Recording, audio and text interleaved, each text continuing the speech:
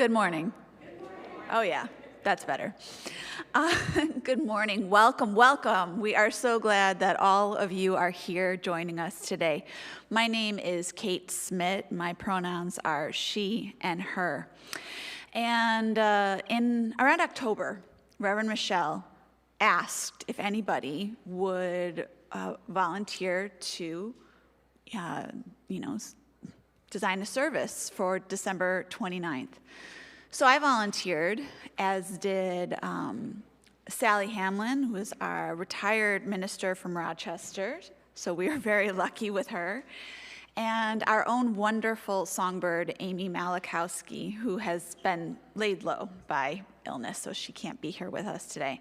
But we had a great deal of fun. We got together, we put our heads together, we brainstormed, we threw ideas around, we were planning, and we had a lot of ideas,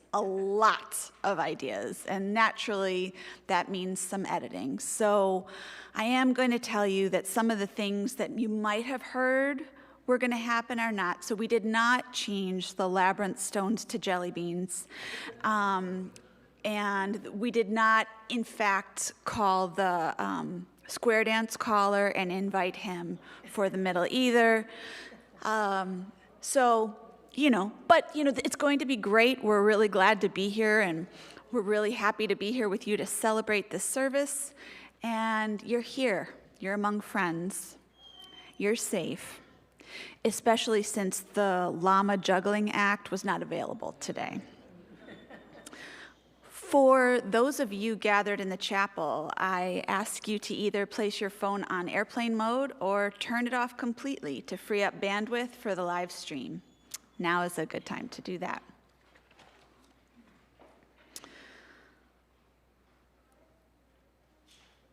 We have some words by Mary Sarton. Come out of the dark earth, here where the minerals glow in their stone cells, deeper than seed or birth. Come into the pure air above all heaviness of storm and cloud to this light-possessed atmosphere. Come into, out of, under the earth, the wave, the air. Love touches everywhere with primeval candor. We are so glad you are here with us today.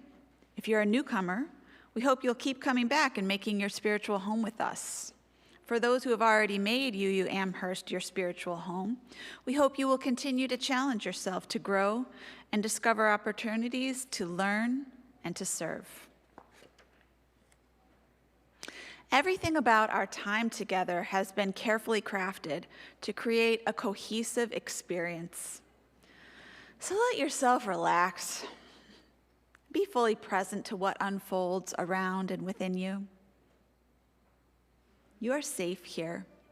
You are among friends. Whoever you are, wherever you come from, whomever you love, you are welcome here. Our gathering music this morning can be found in the gray hymnal, number 34, Though I May Speak with Bravest Fire. Please rise in body or spirit as we sing together.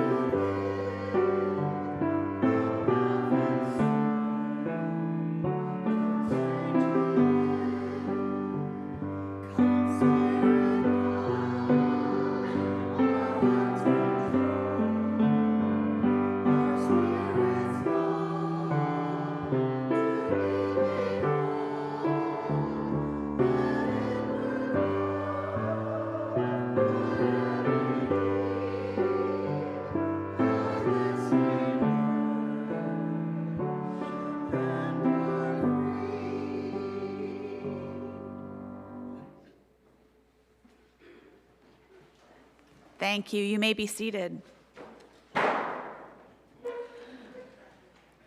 When we gather, we employ the elements of water and fire to create a sacred space where we can be fully present.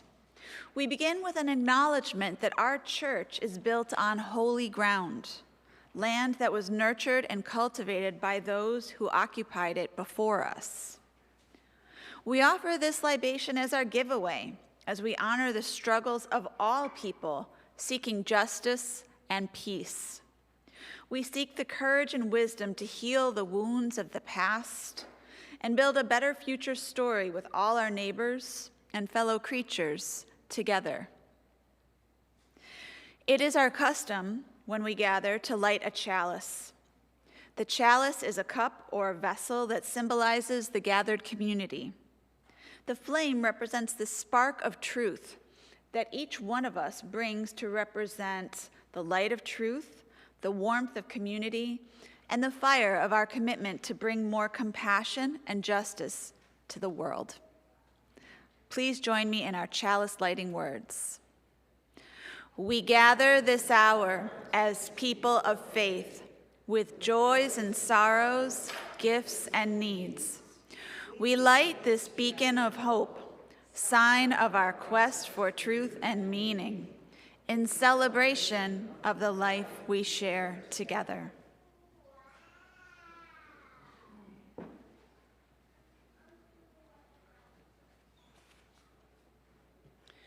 Each week, we bring our whole selves into this sacred time, our joys, our concerns, and our sorrows.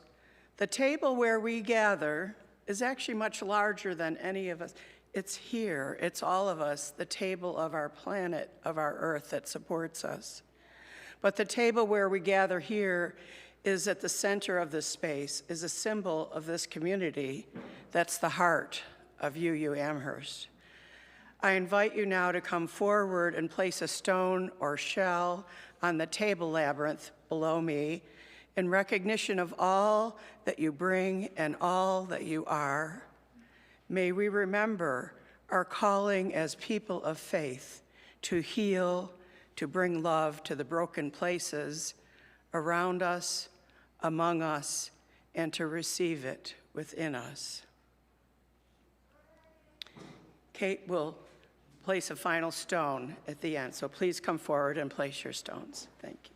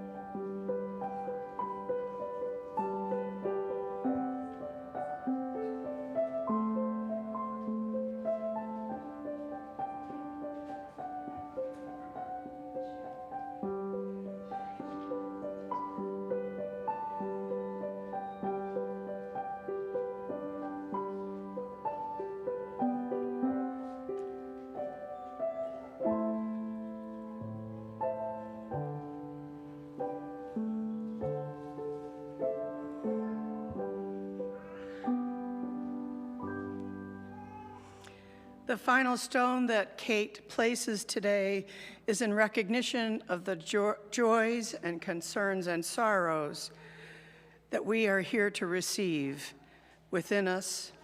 And for those who are participating online, you are embraced by this community. Let's now share a few breaths as we expand our circle to include those who may not be present, but whom we carry in our hearts. We bring into our circle of love and care those who are ill, those who are in pain, either in body or in spirit, those who are lonely, those who are overwhelmed and feeling lost, those who have been wronged. We are part of a web of life that makes us one with all humanity, one with all the universe. We're grateful for the miracle of consciousness that we share, the consciousness that gives us the power to remember, to love, to care. May it be ever so in our lives. Amen, and blessed be.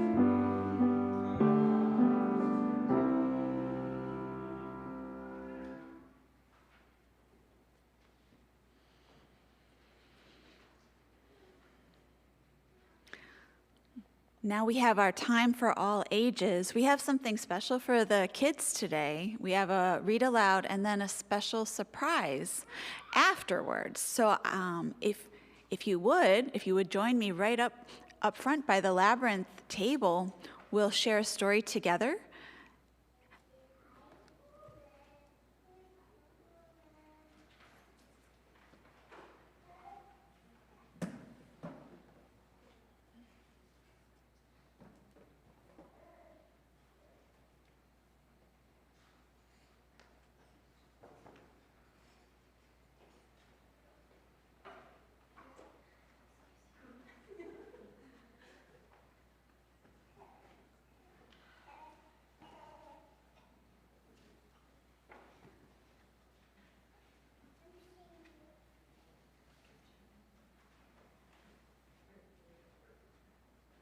Oh, good morning. Can you hear me? It is. What's that? Okay.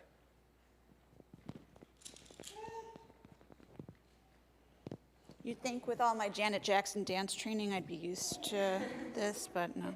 Still no? Is it not? Is it?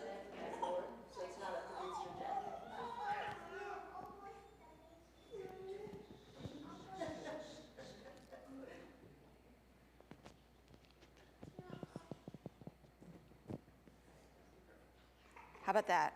Can you hear me? No? Hello? No?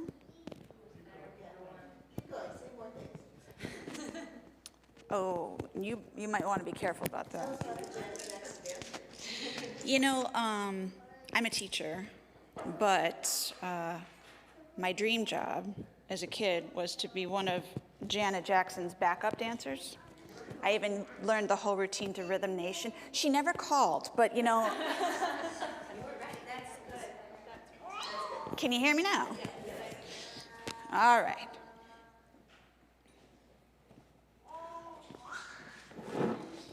Oh, did you hear that? Friends, this is our UU Amherst mystery box. And it's here today.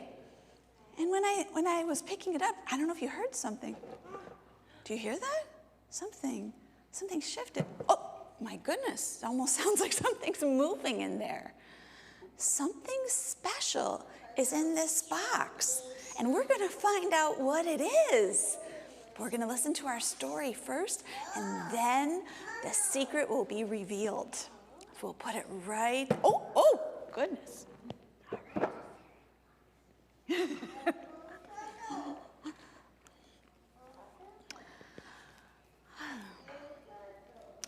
The Three Questions, based on a story by Leo Tolstoy, written and illustrated by John J. Muth. Yep. The Three Questions, based on a story by Leo Tolstoy and written and illustrated by John Muth. Mute the sound. There once was a boy named Nikolai who sometimes felt uncertain about the right way to act. I want to be a good person, he told his friends. Right. But I don't always know the best way to do that. There once was a boy named Nikolai's friends understood and they wanted to help him. Uncertain If only I could find the answers to my 3 questions, I want to be a Nikolai good continued. person, he Then told I his would friends. always know what to do. But I don't always know the best way to do that. Nikolai's friends When is the best time to do understood, and they things? wanted to Who help. is the most important one? If only What I is could the right find thing the to do? answers to my 3 questions, Nikolai continued. Nikolai's friends considered his first question. What to do? Then Sonia the heron spoke. To know the best time to do things, one must plan in advance, she When said. is the best time to do things? Goggle the monkey, who had been rooting through some leaves to find something good to eat, said, Right thing. You will know when to do things if you watch and pay close His attention. friends considered his first question. And then Sonia. the Then heron, Pushkin the dog, who was just dozing know off, the best rolled over time and to said, do things? You can't pay One attention. must plan in advance, she said. Gogol, the monkey, who had been rooting through some leaves to find something good to eat, said, You will know when to do things if you watch and pay close attention. Take a look. Then Pushkin, the dog, who was just dozing off, rolled over and said, You can't pay attention to everything on your own. You need a pack to keep watch and help you decide when to do things. For example, Gogol, a coconut's about to fall on your head. Pause that for a second. Oh, okay. Nikolai thought for a moment, and then he asked a second question. Who is the most important one? Those who are closest to heaven, said Sonia, circling up into the sky. Les, would you mind pausing it for just a sec? Thank you. Those who know how to heal the sick, said Gogol, stroking his bruised noggin. Those who make the rules, growled Pushkin. Nikolai thought some more, and then he asked the third question. What is the right thing to do? Flying, said Sonia. Having fun all the time, laughed Gogol. Fighting, barked Pushkin right away. Then the boy thought for a long while. He loved his friends. He knew they were all trying to help. But their answers didn't seem quite right. Then an idea came to him. I know, he thought. I will ask Leo the turtle. He has lived a very long time. Surely he will know the answer to what I am looking for. Nikolai hiked high up into the mountains where the old turtle lived all alone. When Nikolai arrived, He found Leo, this is Leo right there. He's the tortoise. He found Leo digging a garden. The turtle was old, and digging was hard for him. I have 3 questions, and I came to ask for your help, Nikolai said. When is the best time to do things? Who is the most important one? What is the right thing to do?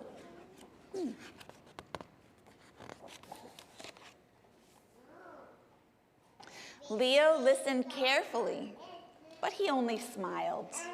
You see him smiling? Yeah, you do too. Then he went on with his digging. You must be tired, Nikolai said at last. Let me help you.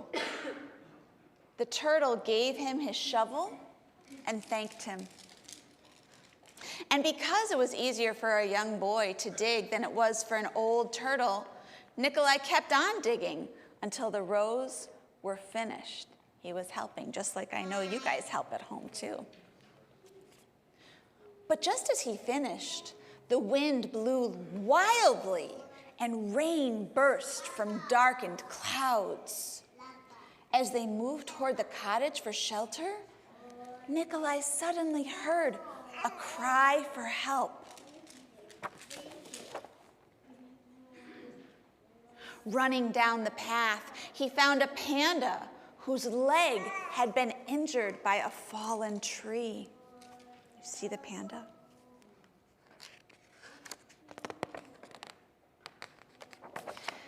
Carefully, Nikolai carried her into Leo's house and made a splint for her leg with a stick of bamboo. A splint is like a cast. The storm raged on, banging at the doors and windows. The panda woke up. "Where am I?" she said. "And where is my child?"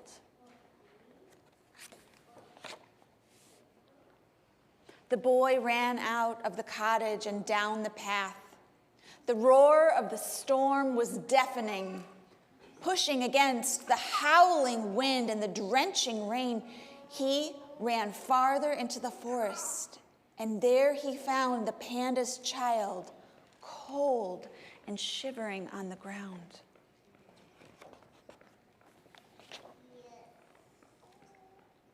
The little panda was wet and scared, but alive.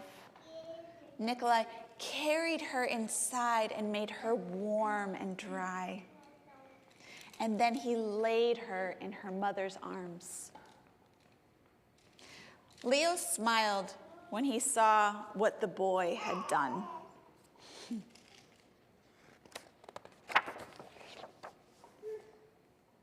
The next morning, the sun was warm.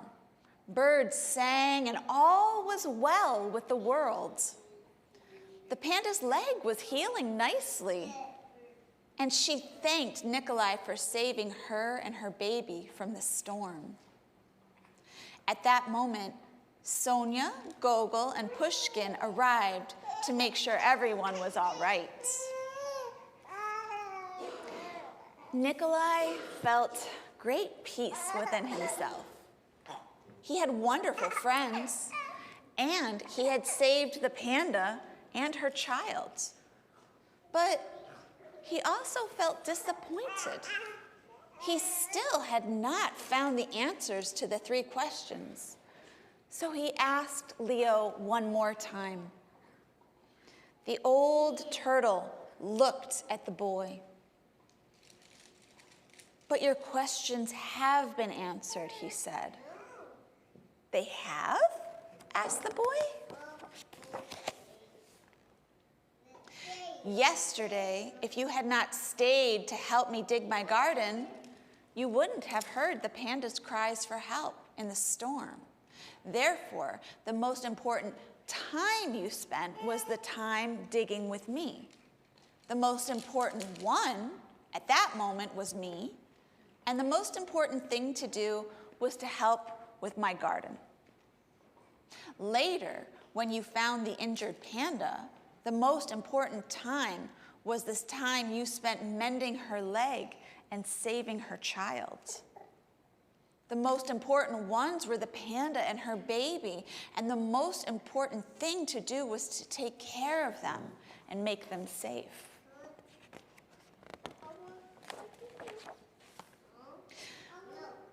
Remember then that there is only one important time, and that time is now. The most important one is always the one you are with. And the most important thing to do is to do good for the one standing by your side. For these, my dear boy, are the answers to what is most important in this world. This is why we are here. And should we clap for the book? Let's clap for the book. So in this book, there was one wise character who gave the answers to some very important questions. Do you remember, Bowers? Who was that animal that was in the garden that had lived far away and that gave the boy all those answers? Do you remember which animal it was? The turtle. The turtle, yes. And the turtle told us the answers to these questions. And so, let's see. If we look in the mystery box, I think we have some friends who will help us remember the answers to our 3 questions. Oh, we do. Come and look, friends. Come and look. There's all these turtles. Would you like to choose a turtle of your very own to take home? Yeah. Yes. You can choose whatever turtle you like. And you can choose some grass for your turtle, too, if you want to, so they can have somewhere to sit. Would you like to choose a turtle, Evelyn? Yeah. Good job. Do you want some grass, too, for your turtle? Yeah? Okay. You like that guy right there? Right there. That one's a nice one, yeah. Right there. That one also? Oh, good. One for Mom. Yes. Yes.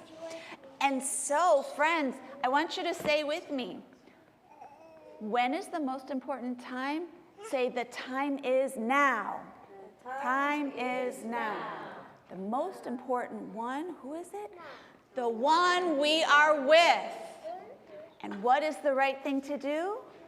To do good for the people around you. Let's say it. To do good for the people around you. And so your new turtle friend can help you remember that. And do you know what? We brought enough turtle friends for even all the grown-ups to have a turtle. So I'm wondering, would anybody want to come and help pass out turtles to other people? Would you help pass out some? Bowers, you can keep yours. You give yours to Dad. Do you want to help pass them out? Yeah? Okay, so give yours to Dad so it doesn't get lost. You help next time. Do you want to give some out? Can you put these, can you make your hand like a bowl? Yeah, just like this. Can you make your hand like a bowl? Yeah, a little bowl. Good, yes, thank you.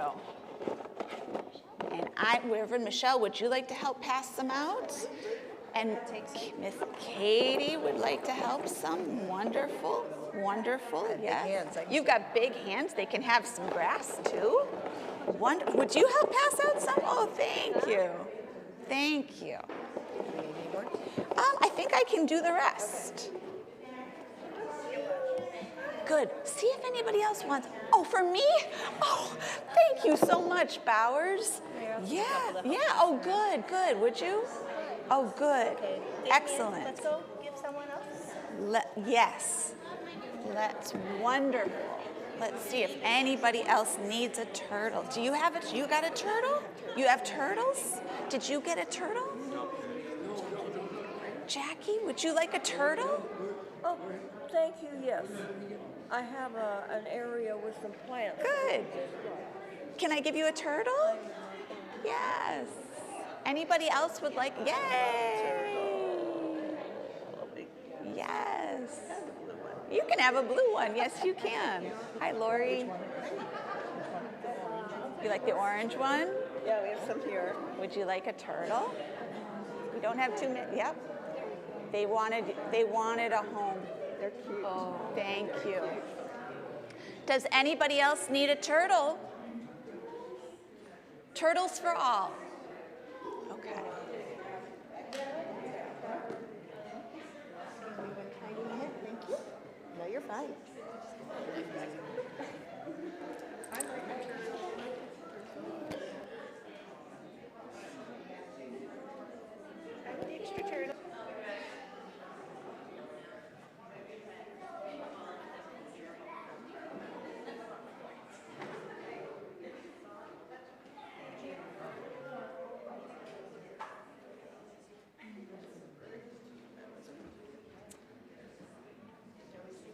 Yes. Now let's sing our children out to their activities.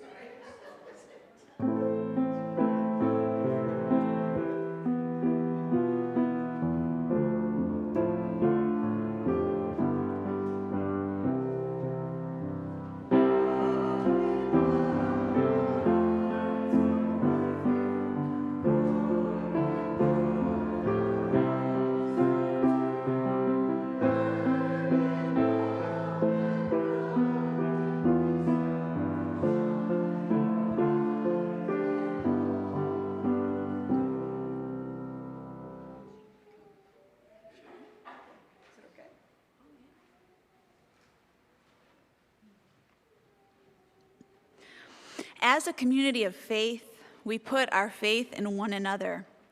We offer one another promises of how we will aspire to be with one another. I invite you to join me in sharing our covenant. It doesn't matter if today is your first day or if you've already made UU Amherst your spiritual home. We extend to one another the grace of our covenant.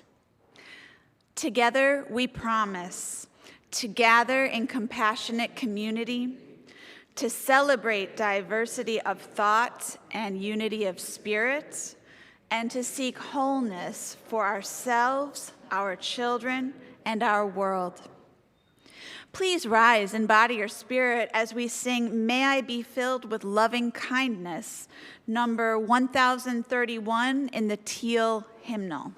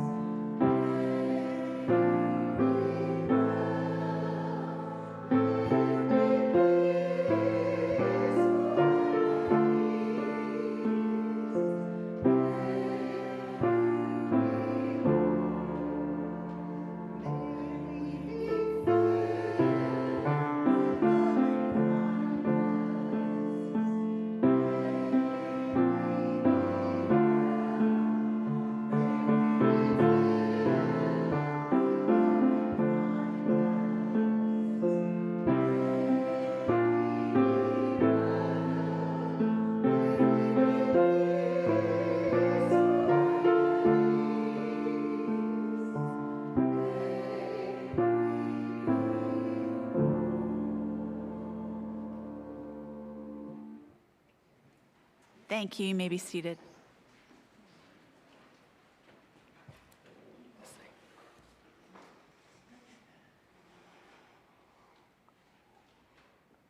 So See if my turtle needs a little drink. She said she's fine. A poem for you today. For those of us who live at the shoreline, standing on the constant edges of decision, crucial and alone. For those of us who cannot indulge the passing dreams of choice, who love in doorways, coming and going in the hours between dawn, looking inward and outward at once, before and after, seeking a now that can't breed futures like bread in our children's mouths, so their dreams will not reflect the death of ours. For those who were imprinted with fear like a faint line in the center of our foreheads, learning to be afraid with our mother's milk, for by this weapon, this illusion of some safety to be found, the heavy-footed hoped to silence us.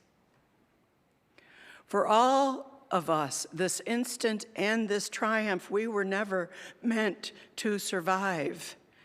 So when the sun rises, we're afraid it might not remain. And when the sun sets, we're afraid it might not rise in the morning.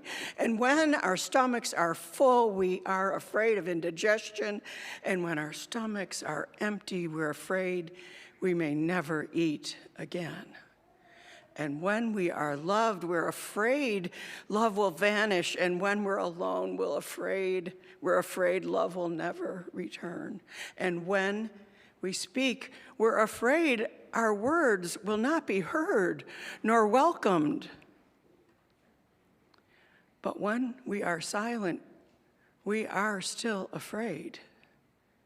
So it is better to speak, remembering we were never meant to survive.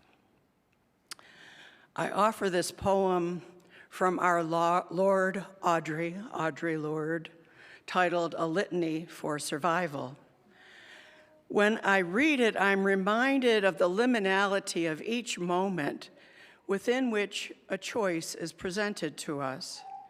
These moments alone can seem insignificant, but their sum creates a life. Within this poem, the essence of today's theme of the in-between of life is tossed and turned and tumbled about until Lord in the end reminds us that none of us will escape this life alive. And that, I suggest, is the very message of this precious gift that lies in each small moment, if only we can lean into this wisdom fully. So even in the tumult, even in the confusion, even with the unknowing, lies a choice. And we have agency, quite a bit of agency. In fact, about what we choose to do when the animal part of us just wants to retreat into the sleepy safety of complete hibernation. Wake me up when this is over, we say, when it's safe again to raise our heads from the deep, subtle slumber spell cast by the fear of what lies in a woke world. Now, I don't know about you, but I'm feeling all the feels this year. Right? Amen? I get an amen? Hello? In this pause between Christmas and Hanukkah and New Year's Day, even amidst the celebrations of Kwanzaa and Hanukkah, that waiting feeling of the Advent time persists, doesn't it? Especially in this gray weather. Like a too shallow exhale after a big intake of breath, the holding on, the holding in, holding back only creates fatigue and inertia from the inadequate oxygen necessary to create new life, a new way. And there's something else lingering near the horizon, excuse me. All right. In our subconscious, or perhaps very much in our consciousness. It is this: the 4-year transition of power at the end of the weeks between Election Day in November and January 20th. I'm afraid that the kinds of changes promised in the campaign speeches of the next White House executive will only be the beginning. Everybody exhale, don't hold your breath. If you've paid any attention to it, the explicit plans detailed in the vaguely, if hardly denied, Project 2025 seem sourced to me in some Huxley or Atwood nightmare novel, excerpted from a futuristic dystopic tale, part of a badly written first draft Hollywood script. Promises a world to come soon to a town near you. Yet, it is a single moment, just a fraction of a second that turns us from 1 minute to the next, and from 1 year to the next. But guess what? In every 24-hour period, we have 86,400 seconds. And all those chances to decide something different. But why is it so tough? So tough. So far, I've been trying to describe rather poorly, if I'm honest, the many choices that each of us has to find the answer to the question that St. Mary Oliver asks us in her summer day poem: what shall we do with our one wild and precious life? So here's the challenge. It's both common and esoteric, just for a few individuals. It's vague and it's simple. It's empowering and it's limiting, and it's all of this and it's none of it. Exactly. It's held solidly in place by limiting binary positions that we know intuitively are no longer useful, and that something else, something profoundly different, is called for now. When we remain committed to black and white, either or thinking, we will not allow the space required for deep change to emerge. Though it may be our comfort zone, the way ahead will not be comfortable, folks. It's the kind of commitment that comes instead from a brave, courageous rejection of what's implanted by what Lord calls those heavy-footed in her poem. Okay, special message coming. Those of us who grew up thinking that all we need is love to solve the world's problems took the dominant world off in the wrong direction, and I'm talking to us, boomers. I'm included in that group. Our generation must be held accountable. We helped develop the path that led us to where we are today. Focusing on self-actualization and self-love, we enriched the fallacy of individualism, and we reinforced it with individual privilege and the myth of self-determination as the path to success. We've shown that the way which excludes a solid commitment to each person's salvation or holiness or humanity, which is what we say we believe as you use, that those uses of words are full of empty love. They're shallow and devoid of hope and carry deep lies. And what remains are the unfulfilled, frightened dreams of the oppressed for whom nothing has changed. Well, while I still believe that love is the answer, capital L-O-V-E, I now understand love as an active verb rather than a defining noun. Just because I believe something won't make it so. And it is this verb form that's needed to fulfill the dream of building the beloved community that our UU faith calls us to. Whether we use our congregational structures to practice loving kindness with one another, or work locally on efforts to restore our planet's equilibrium, whether we teach our children, or run a soup kitchen, or ride a bike to work, or even take a well-deserved nap. It's all part of it. All of it's necessary. You are necessary. Everyone. No exceptions. How we are with one another, the kindness, the listening, the soft challenging to accountability, our hope for one another, our covenant. It's part of it all. What you do, how you do it matters.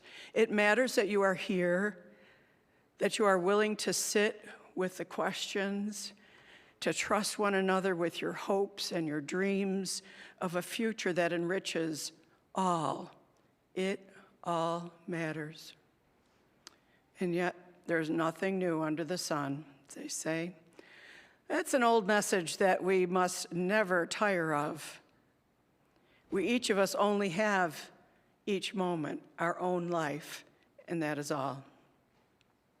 Psychologist Viktor Frankl, a survivor of the Holocaust, suggests that life, all life, includes, quote, inevitable pain, loss, and suffering, end quote.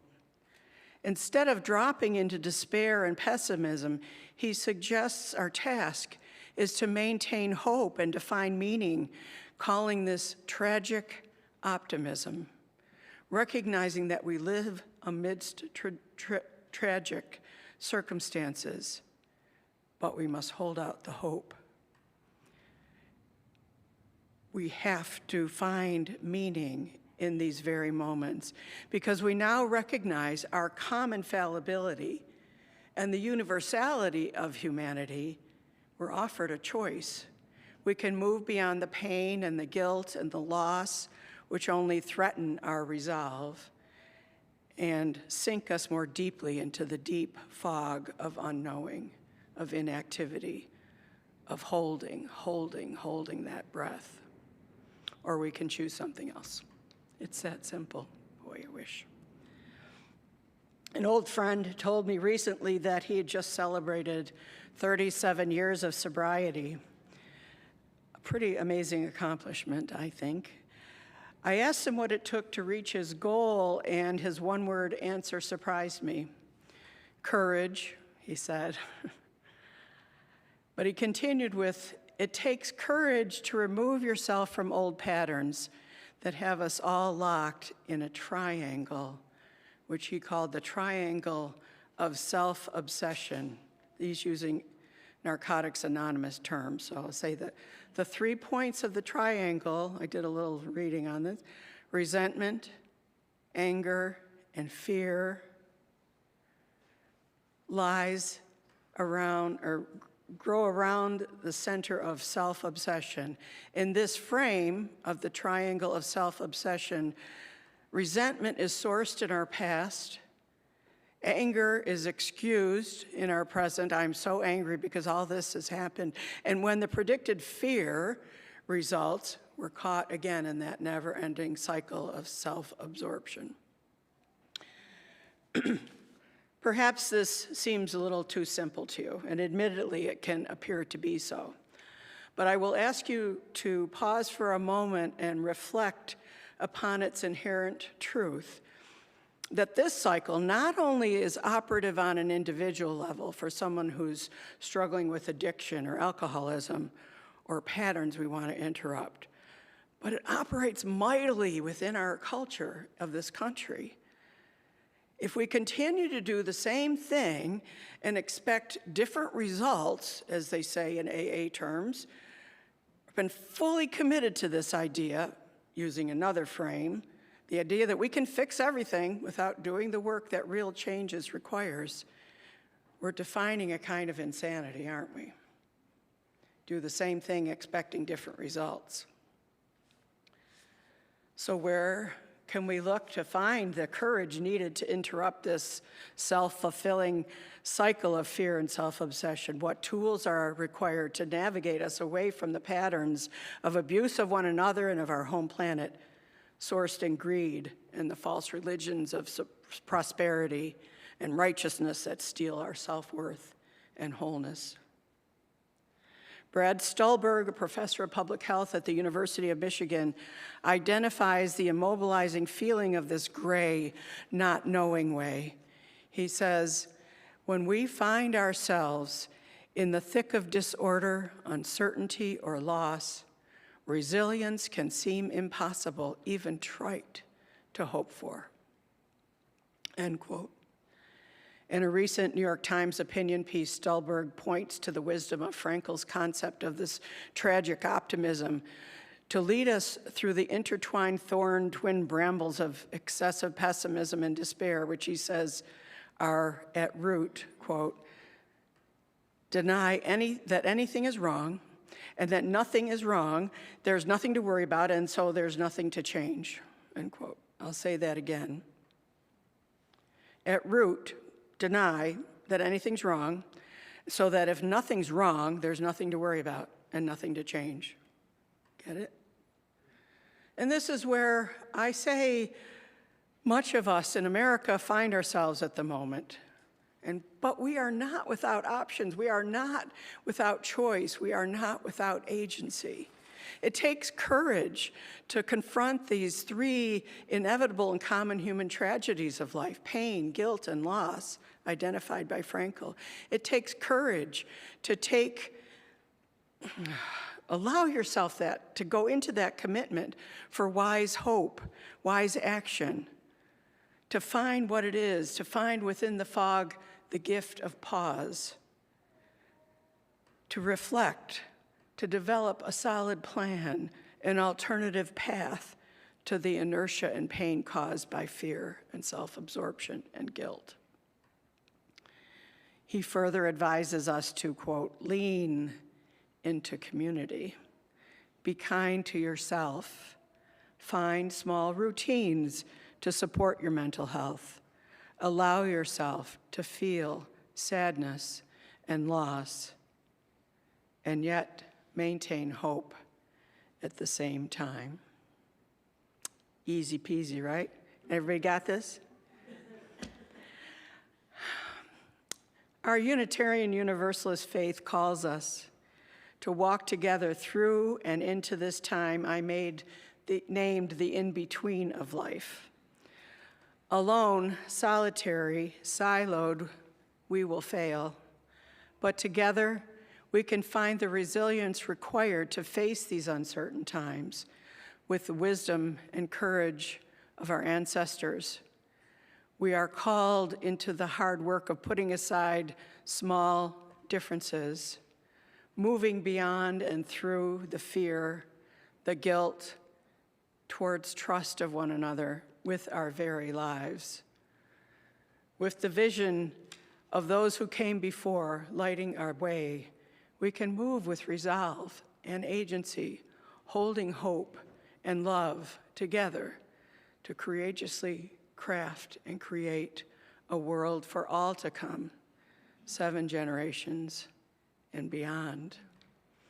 May it be so. Blessed be. Amen.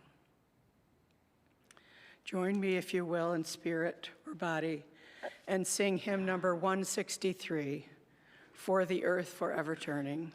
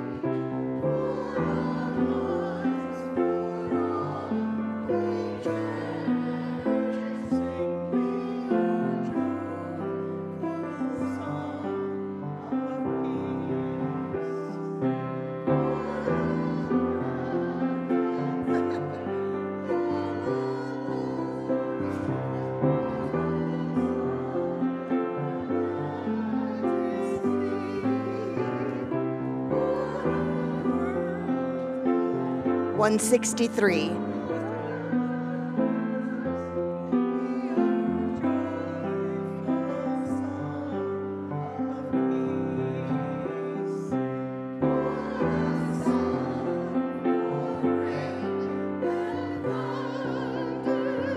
Seasons harmony. Seasons harmony. For our lives.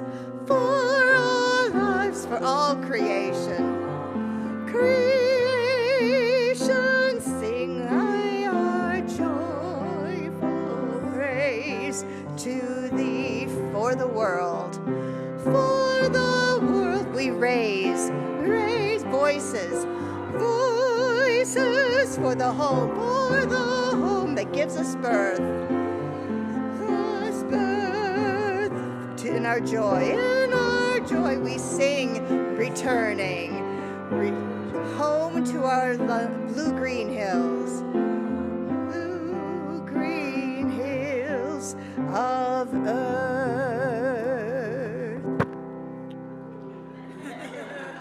Y'all can be seated. I love glitches. Isn't that fun? Isn't that just fun as could be? Whoops, sorry. For our next trick,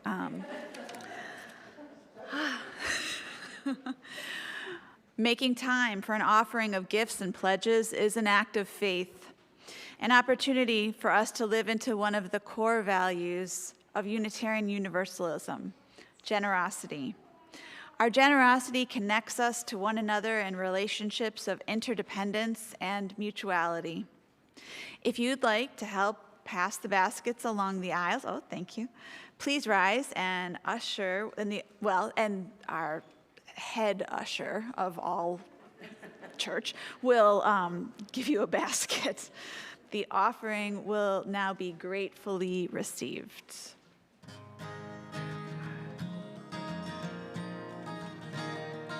I'm trying to tell you something about my life. Baby, give me insight between black and white. And the best thing you've ever done for me is to help me take my life less seriously. It's only life after all. Well, darkness has a hunger that's insatiable. And lightness has a call that's hard to hear. And I wrap my tear around me like a blanket. I sailed my ship of safety till I sank it. I'm crawling on your shores.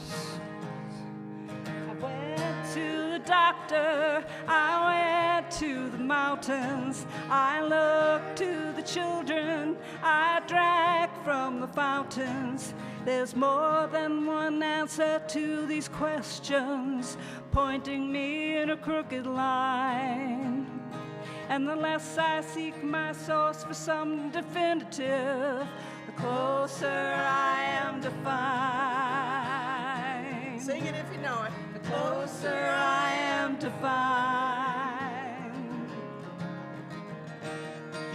I went to see the doctor of philosophy with a poster of Rasputin and a beard down to his knees.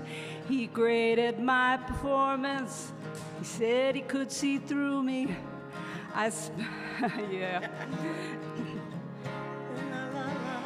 I spent 4 years prostrate to the higher mind, got my paper and I was free. I went to the doctor, I went to the mountains, I looked to the children, I drank from the fountain. There's more than one question to these answers, pointing me in a crooked line. And the less I seek my source for some definitive, the closer I am to find.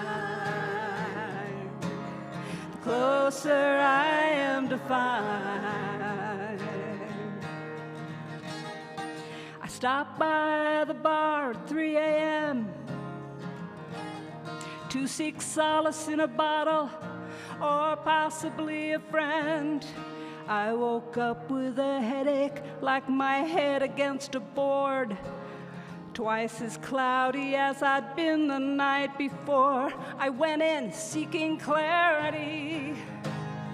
I went to the doctor, I went to the mountains, I looked to the children, I drank from the fountains. Yeah, we go to the doctor, we go to the mountains, we look to the children, we drink from the fountains, we go to the Bible, we go through the workout, we read up on revival, and we stand up for the lookout.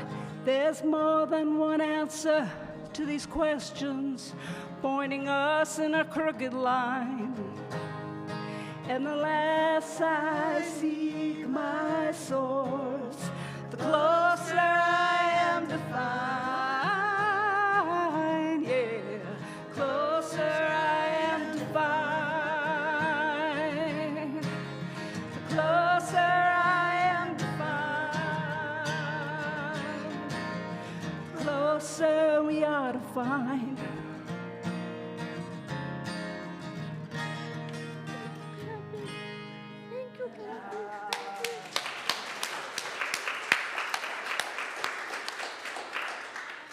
Kathy Moriarty, ladies and gentlemen.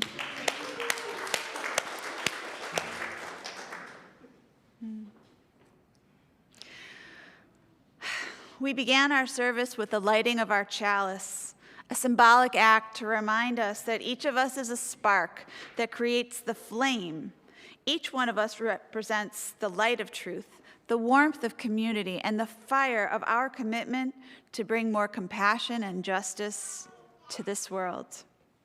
We extinguish the chalice not to quench the flame, but to return it to individual hearts, strengthened by this time spent together so that we can share our light with the world. Please join me as we extinguish our combined flame and accept the renewed flame in your own heart, that each of us might bring more light and love to a dark and hurting world. We extinguish this flame, but not the light of truth, the warmth of community, or the fire of commitment.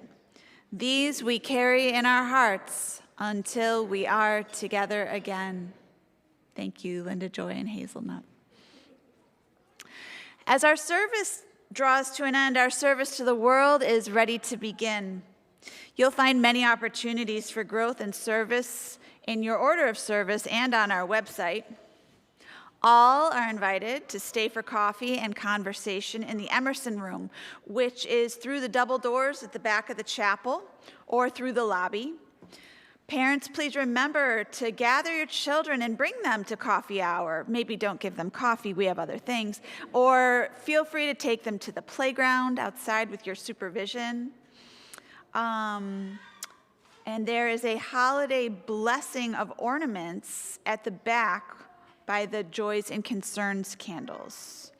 As always, you'll find many opportunities for community, personal growth, and service printed in our order of service, in the newsletter, and on our website. Remember, this place becomes your place as you participate in the life of the congregation. And now, please rise in body or spirit as we sing our closing blessing. Remain standing afterward for the benediction. And we do travel light. And for those who are new here, on the last round, we sing to each other. Let's begin.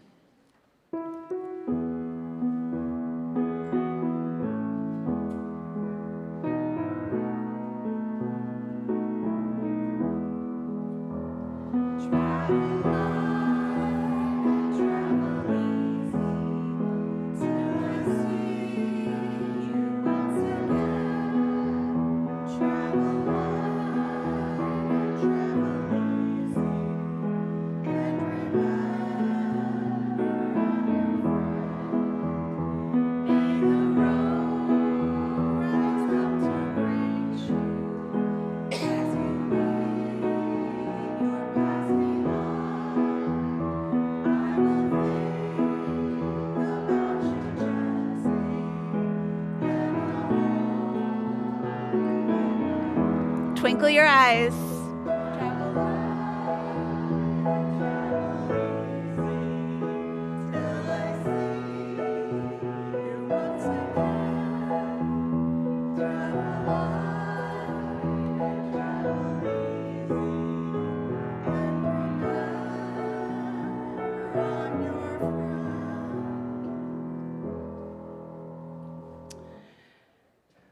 Remember who you are.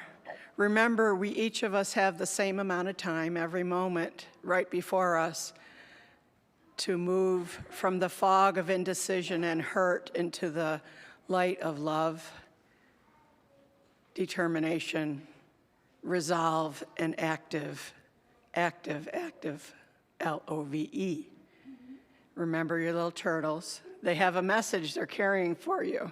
It's okay to retreat into your shell once in a while when you come back out, because we all need rest. When you come back out, use your life to be a blessing for the world. Go Bills.